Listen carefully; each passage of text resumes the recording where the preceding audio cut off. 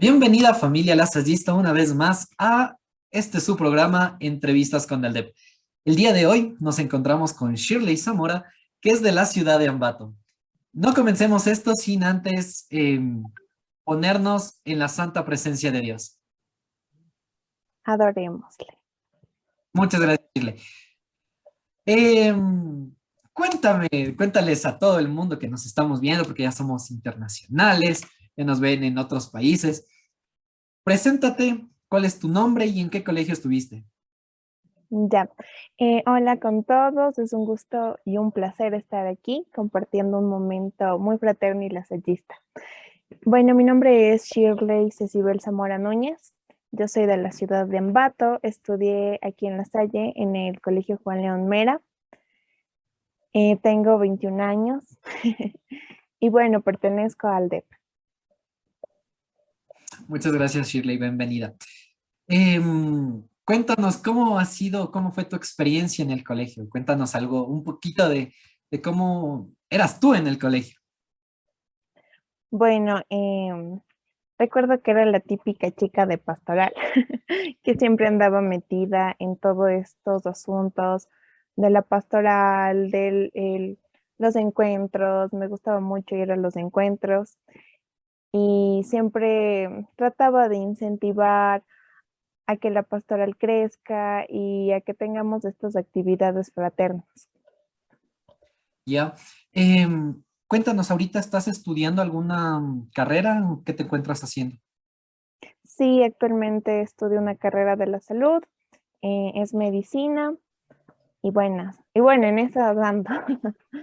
¿En qué semestre ya estás?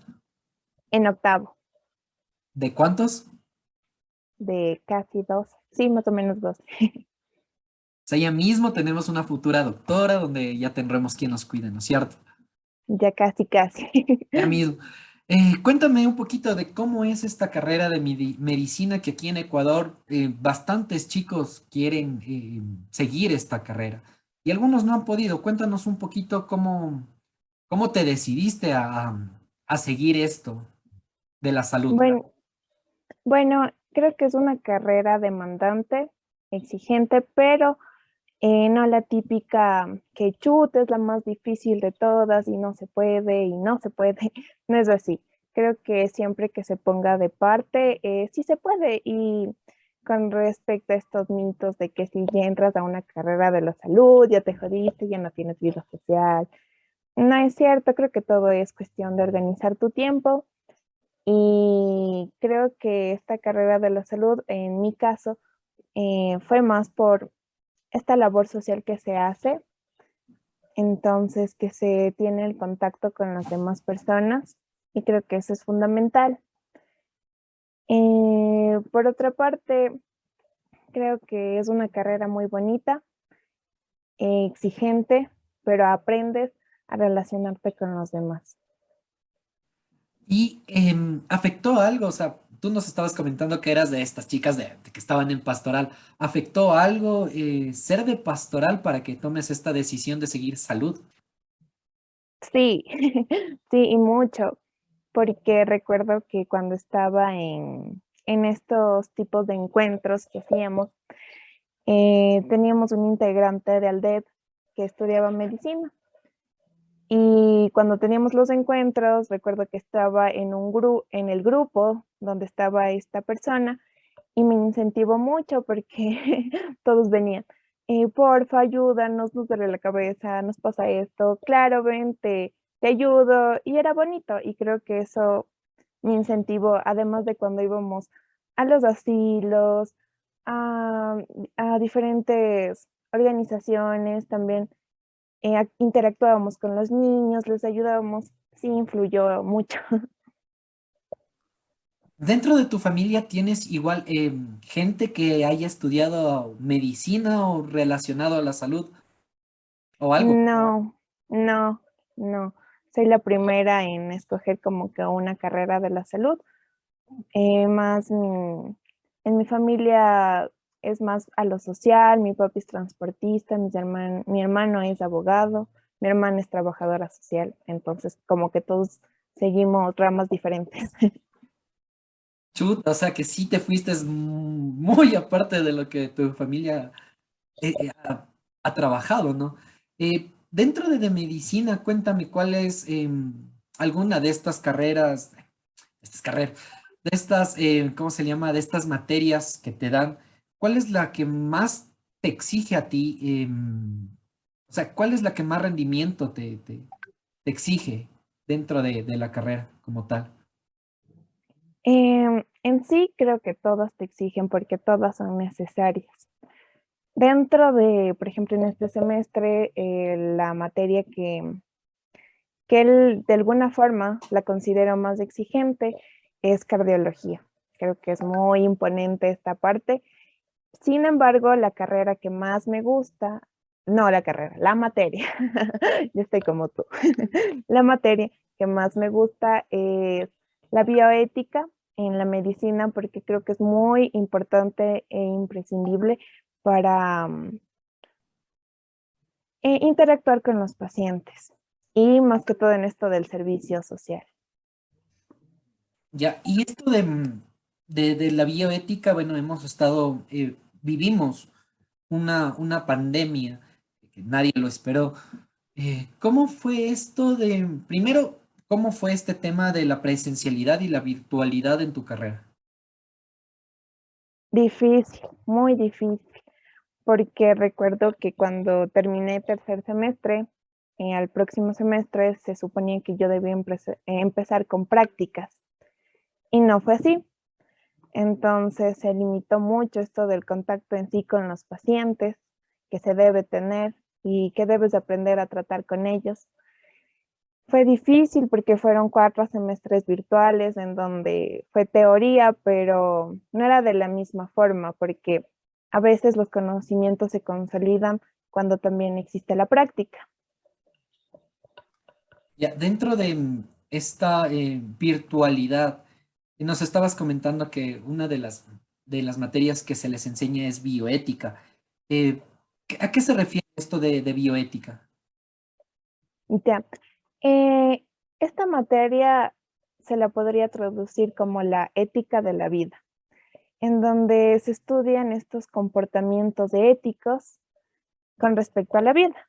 En este caso, a los pacientes, ¿no? Al ser humano. Listo, pero esto del trato al paciente, me imagino que em, dentro de esta bioética les deben enseñar lo que son los derechos a los pacientes, los derechos también del médico, me imagino que igual debe ir. Exacto, sí. Creo que uno de los derechos imprescindibles es tratar al paciente con dignidad humana. Es decir, respetarle solo por el hecho de ser una persona, con sus características, digámoslo, particulares y también sociales, o sea, respetando todo lo que se le define como persona. Ya, pero, o sea, por ejemplo, ahorita hemos visto, y por lo menos aquí en Quito, eh, tanto los pacientes se quejan bastante de esto del trato mismo que tienen las enfermeras, los doctores hacia sus pacientes. No sé cómo esto puede afectar, digo yo, a la salud del mismo paciente en su recuperación más pronto o afecta en algo. No sé si es que esto es también esta relación entre médico y paciente. Claro, de hecho hay que considerar que el paciente es el pilar fundamental de la atención en salud. Entonces, cuando a un paciente no se le trata de una forma humanitaria, el paciente va a tener anomalías en su salud también. Primero porque existen muchos componentes, ¿no? Por ejemplo, si el paciente no entendió qué es lo que le está pasando, el doctor no le explicó de la forma que debería o el personal de salud no le explicó cómo hay que tomar los medicamentos, para qué sirven los exámenes, por qué se le realizan los exámenes, porque incluso en el momento de hacer el examen físico no le pide permiso, sabiendo que es su cuerpo, que estamos tocando o haciendo este examen físico a una persona, no a una persona ajena a nosotros, el paciente primero no siente que se le respeten sus derechos primero. Esto se basa en una relación que se llama así, ¿no? Paternalista, en donde el médico en este caso cree saberlo todo y ahí el paciente, como está enfermo, no tiene la capacidad de elegir. Y esto se viene manteniendo desde hace mucho tiempo. Entonces, qué difícil cambiar esto y e integrar al paciente en una consulta o en el hecho de que ellos puedan decidir qué hacer en su recuperación. ¿Cómo es esto? ¿Cómo es esta parte de que los pacientes, me incluyo, que los pacientes podamos elegir nuestro tratamiento? Bueno, em, el médico o cualquier personal de la salud somos una guía, ¿no? Las decisiones se le deberían tomar conjuntamente. Entonces nosotros como guías deberíamos ofrecer opciones.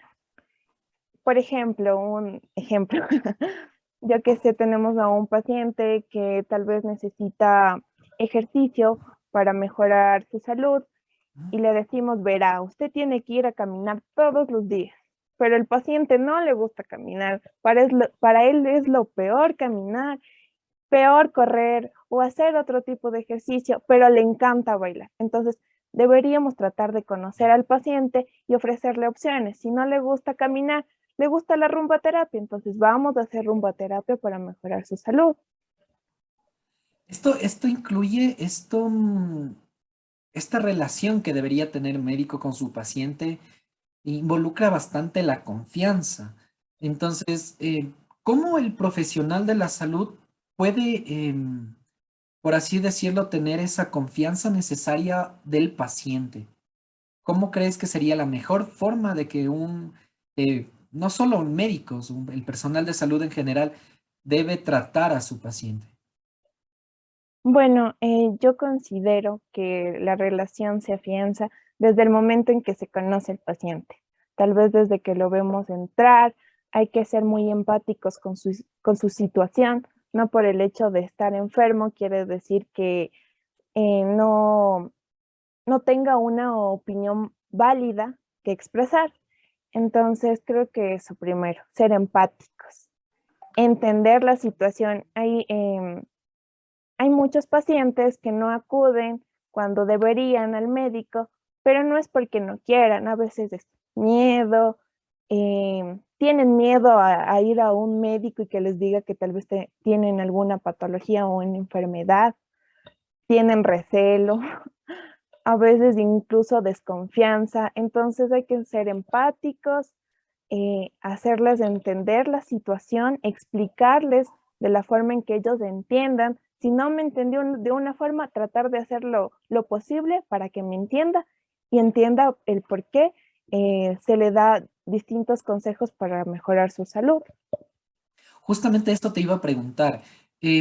Nosotros aquí en el Ecuador, que es pluricultural, ¿no? ¿Cómo deberíamos mejorar ese trato? ¿No? Porque muchas veces van a los hospitales, a las clínicas, etcétera, personas que son del campo. Entonces, no entienden, no puedan que no entiendan de la misma forma que le explicamos a otras personas, ¿no es cierto? Eh, También se debe llegar a esa parte, ¿no es cierto? Que como personal de salud tengan esa empatía, como estabas diciendo, ¿no es cierto? Ahí va la otra cosa, em, esta parte de la familia, ¿no es cierto? ¿Qué tan importante es la recuperación de los pacientes, el apoyo, el tener el apoyo de su familia? Bueno, considerando al trato del paciente, creo que sí. Creo que el médico tiene que buscar las formas para llegar al paciente. Por ejemplo, si tenemos un paciente que no sabe contar, no sabe los números, y usted le dice, a ver, tiene que tomar el medicamento 7 de la mañana, 2 de la tarde, 9 de la noche, pero no sabe. Entonces podríamos optar por explicarlo de diferente forma. Por ejemplo, puede tomar el medicamento después de su primera comida, después del almuerzo, después de la merienda, o sea, tratar de llegar de la forma que sea necesaria. Incluso hay pacientes em, con discapacidad auditiva y he visto a bastantes personas, y no solo en el ámbito de la salud, que les resulta súper difícil comunicarse. Creo que también sería muy bueno y oportuno que todo profesional trate de aprender el lenguaje de las señas. Con respecto a esta parte de la familia, creo que es súper importante porque eh, es un apoyo psicosocial en muchos casos, ¿no? Que, por ejemplo, que una persona tenga quien le diga, a ver, tomaste tus medicinas, estás asistiendo a las consultas, sí es un pilar fundamental en la recuperación en sí del paciente. Ya, esta parte de los familiares, eh, ahí viene una parte dentro de la ética, ¿no? Del comunicar a los familiares qué es lo que le está sucediendo al paciente, ¿no es cierto? Esa confidencialidad que hay entre paciente y el médico. ¿En qué momento se puede romper esa confidencialidad o se la debe mantener? ¿Cómo es esa parte de la confidencialidad entre el médico? Porque muchas veces van los adolescentes con las mamás, entonces ahí también hay esa parte de que no cuentan todo a los médicos, ¿no es cierto? Entonces, ¿cómo se maneja esta parte? Bueno, creo que todo se maneja en base a los derechos. Es cierto que existe la confidencialidad y eso es muy importante porque si un personal de la salud no respeta eso, se puede meter en varios problemas legales. Con respecto a en qué caso se podría evadir esto, es por ejemplo cuando tenemos a pacientes que son menores de edad. Vamos al otro extremo, a pacientes que son de tercera edad y que ya no pueden mantenerse por sí solos, que ya requieren de un apoyo. O también a pacientes que no están estables psicológicamente, entonces ellos también requieren de, de una forma distinta, ¿no? Tal vez existe, yo qué sé, algún problema y el paciente dice, sabe que no, yo me quiero morir, pero no está estable psicológicamente, entonces es importante ahí sí tener el apoyo de la familia. Dentro de esta parte de la dignidad humana, eh, nosotros estamos acostumbrados a esto por ejemplo, ver a personas en situación de calle que a veces requieren estos servicios, ¿no es cierto? Por lo menos en el sector público. ¿Cómo es esta parte de la atención a este tipo de personas? En personas de situación de calle específicamente. Personalmente no he conocido un manejo específico que se les dé. Claro que la salud es gratuita y todos tienen derecho a la salud, pero personalmente no he visto como que campañas eh, enfocadas a este tipo de personas, ¿no? A personas de la calle. Considero, y no sé si existen actualmente, pero considero que deberían existir este tipo de campañas porque sí hay bastantes problemas de salud que se generan en la calle. ¿Y crees tú o sea, esta parte también de la clase social, hemos visto aquí en Ecuador que esto de las clases sociales es súper marcado, demasiado marcado. También se ve esto dentro de la salud, esta discriminación por su estatus social o el mejor trato dentro de la salud por su estrato social. ¿Has visto esto? ¿Has podido saber cómo tratar, por ejemplo, no sé, como profesional? Bueno, creo que como en todo tipo de profesión existen personas y personas, ¿no? En ocasiones he visto, bueno, más como paciente, en donde se encontraban pacientes tal vez con una con una preparación académica no de tercer nivel ya, por así decirlo, y que los médicos eran un poco antipáticos o preguntaban o hablaban de una forma que no era la correcta o que los pacientes no les entendían y ellos seguían y se enojaban. Y creo que por otro lado he visto a médicos muy empáticos, muy conscientes de que lo importante aquí es preservar la salud de la persona. Creo que sí es bien marcado esto de los estratos sociales en la atención y también en los tratamientos médicos, porque en la salud pública existen ciertos, por así decirlo, medicamentos que se les puede ofrecer. Sin embargo, a personas que tienen un estrato social más alto, ellos pueden ir a esta parte privada y encontrar otro tipo de tratamientos que les puede ayudar de una mejor forma, a distinción, ¿no? De la otra parte. O sea, sí existe una marcada desigualdad. Esta parte de la salud aquí en Ecuador, ¿cómo la ves? ¿Cómo ves el futuro de la salud aquí? Creo que nos falta mucho. Creo que la salud es uno de los pilares fundamentales en un país. Y creo que es importante este hecho de tener medicamentos disponibles, terapias en distintas áreas, incluso en la salud mental que se ha visto actualmente que está abarcando muchas vidas y es importante porque con una buena salud mental también vamos a tener una buena salud física. Incluso en la adherencia a los tratamientos es importante este apoyo psicosocial. Entonces creo que sí nos falta mucho por desarrollar. Ojalá que en un futuro sí se pueda dar. Y también em, con respecto a los médicos, esta parte de prepararnos en comunicación y en una relación y apoyo al paciente. Esta parte del apoyo, ¿cómo se maneja por lo menos aquí en Ecuador? ¿Cómo se maneja esta parte del apoyo en la parte psicológica más que todo? Porque muchas veces se diagnostica alguna enfermedad terminal o alguna enfermedad media compleja del tratamiento, pero no hay un seguimiento en esta parte. ¿Cómo es esta ayuda que debería ofrecer la salud?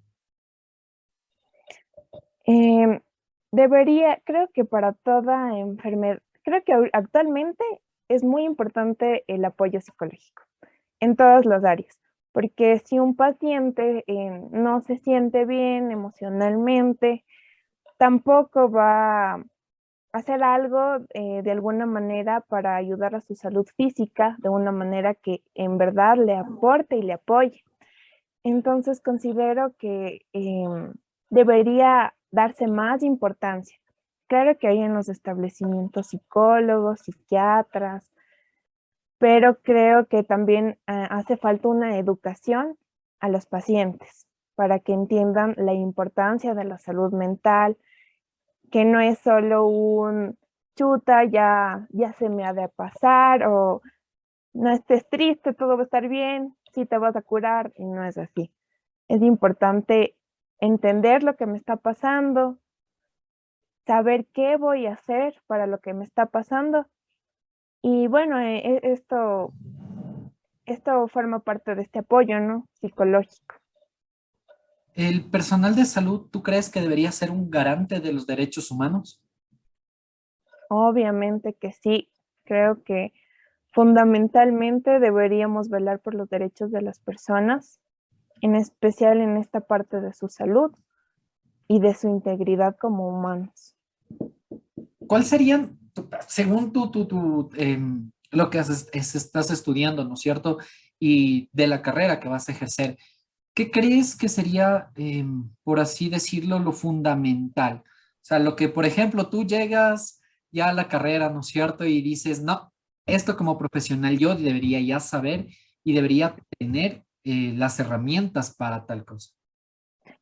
¿Te refieres a la práctica en sí de la carrera o a la atención A la, al paciente? a la práctica más que todo. Bueno, creo que hay muchas cosas. Creo que es importante con respecto al conocimiento, em, mucho conocimiento y saber que siempre hay que seguir educándonos y continuar adquiriendo conocimientos. Con respecto a a esta parte como que más social y de relación con el paciente, considero que hay que ser muy, de nuevo lo repito, muy empáticos y, y saber y valorar al paciente. ¿No? Saber comunicarnos también es muy importante.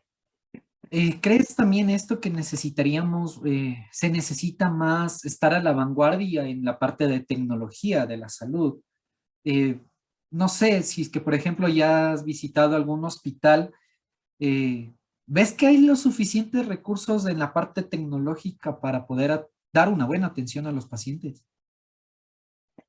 Eh, Dentro de los dispositivos que he podido ver, sí existen dispositivos, sino que la cantidad, para la cantidad de pacientes, creo que sí implica un riesgo porque en ocasiones existen muchos pacientes y estos dispositivos no abarcan para todos.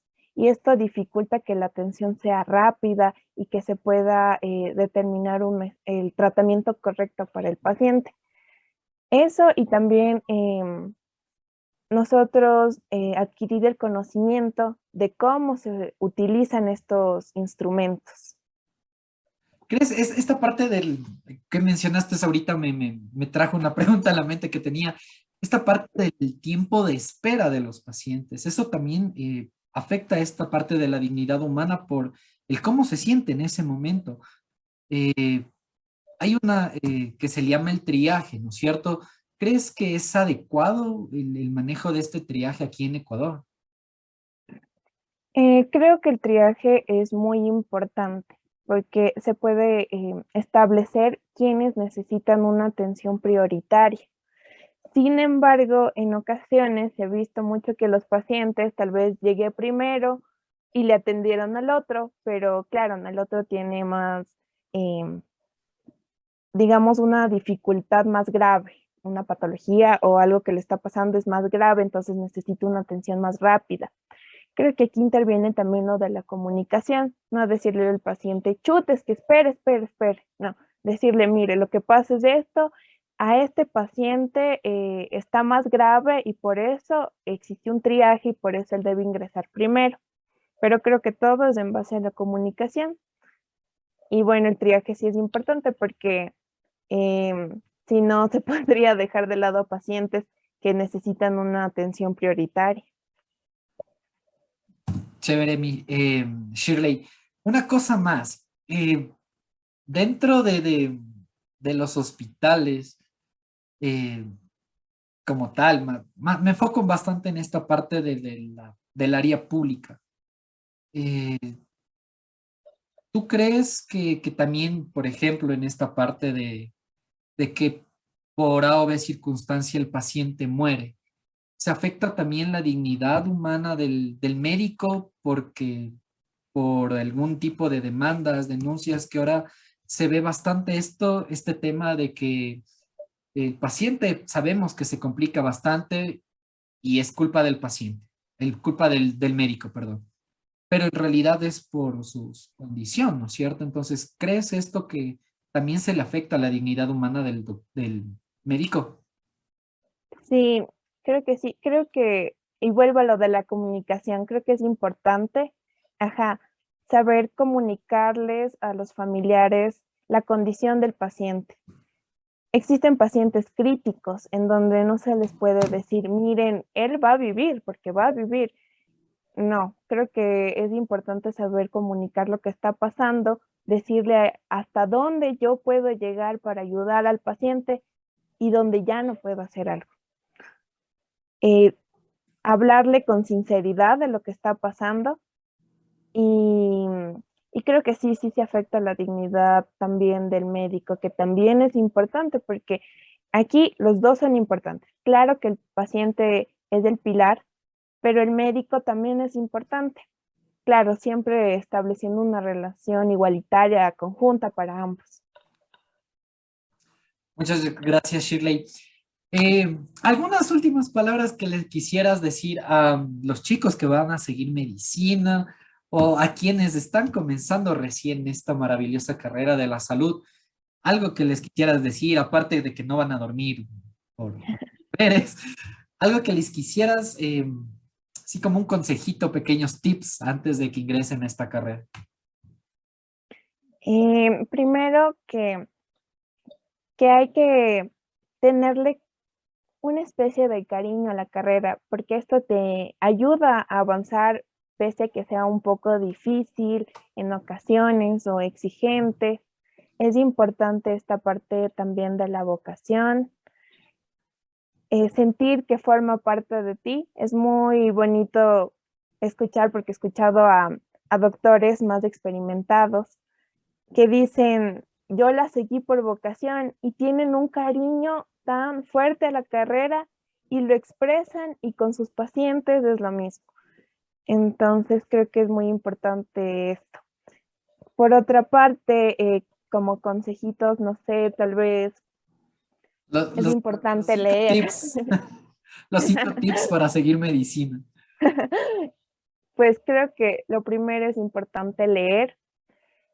Lo segundo, he visto, o bueno, en mi caso, es muy difícil este tipo de memoria, netamente de memoria para estudiar, ¿no? En mi caso, es un poco difícil que yo me grabe las cosas de memoria y he aprendido que cuando entiendes las cosas es mucho más fácil. Es decir, a partir de esta parte del razonamiento y eso. Otro que hay que tener en cuenta, nuestra salud mental es importante. Creo que siempre es importante hablar sobre eso, porque si tú estás bien emocionalmente, así existan cosas difíciles, vas a poder sobrellevar estas cosas. Y nada, coger cariño a la carrera, a los pacientes, ser muy humanitarios y ponerse en los zapatos de la persona con la que trata. Chévere, Shirley. Ahí tienen sus consejos, que lean mucho, aprovechen dormir por lo menos el primer semestre, que es un poco fresco, y sí, todos los consejos a seguir por parte de Shirley, que ya mismo tenemos una doctora aquí. Vamos a poner un negocio por ahí, una clínica para atención a todos, ¿no es cierto? Eh, Seguirles invitando a que puedan ser partes de estas experiencias que compartimos con nuestros exalumnos de los diferentes colegios de La Salle, de Quito, de Ambato, de Guayaquil, que van a estar aquí en este programa.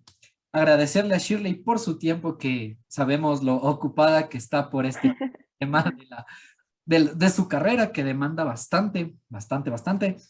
Y eso, nada más. Síganos en nuestras redes sociales, en todas nuestras redes sociales. Estamos en Facebook, estamos también en Instagram, YouTube. ¿Qué más estamos? No, Tinder. porque Twitter no Mentira. tenemos todavía, ni TikTok.